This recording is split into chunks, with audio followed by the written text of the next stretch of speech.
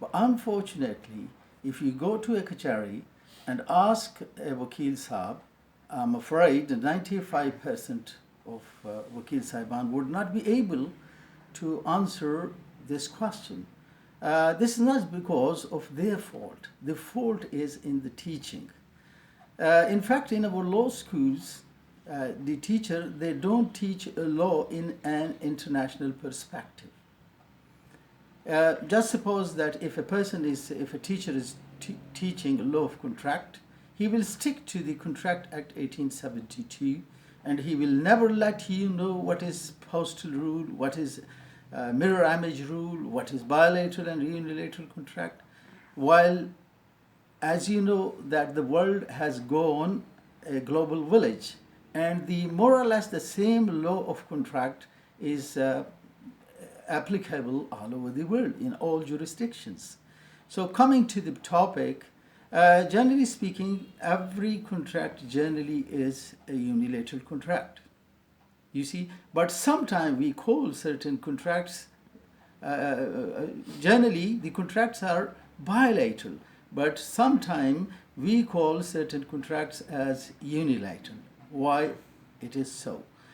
An ordinary contract, you see, it is a bilateral contract. And first of all, you need to understand, you see, the meaning of conclusion of a contract. Conclusion of contract means that when both the parties are agreed upon something and they finalize their contract, they are said to have concluded the contract.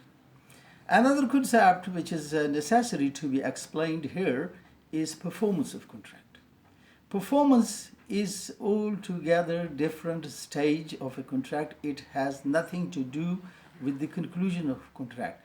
A bilateral contract, for conclusion of a bilateral contract, what is needed is acceptance. One party proposes and other party accepts that proposal. So whenever a proposal is accepted, a contract is concluded, a contract comes into being.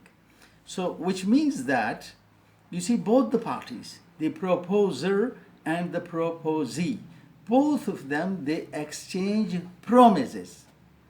And for the conclusion of contract, you see, performance plays no role at all, and performance may be delayed to a future time. As against this, in a unilateral contract, you see, or a unilateral contract is not concluded by acceptance. That is concluded by performance.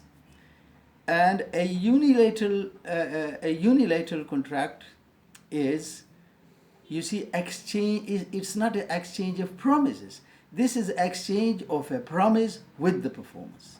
Like just suppose, giving you the example of a bilateral contract, if I say, would you sell me this mobile for 10,000 rupees? And if you say yes, we have concluded a contract. Both of us, we are bound under this contractual relation, and none of us can go back or breach the contract.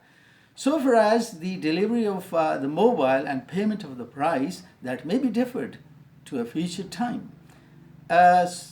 In a unilateral contract, what happens, just suppose that I have lost my mobile and I advertise in a newspaper that whoever will bring me my mobile, I'll pay him 5,000 rupees as a reward.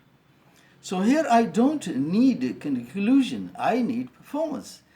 And if just suppose that 1,000 people have seen my advertisement and they have called me early in the morning telling me that they have accepted my proposal, how can I be bound to 1,000 people for a single transaction?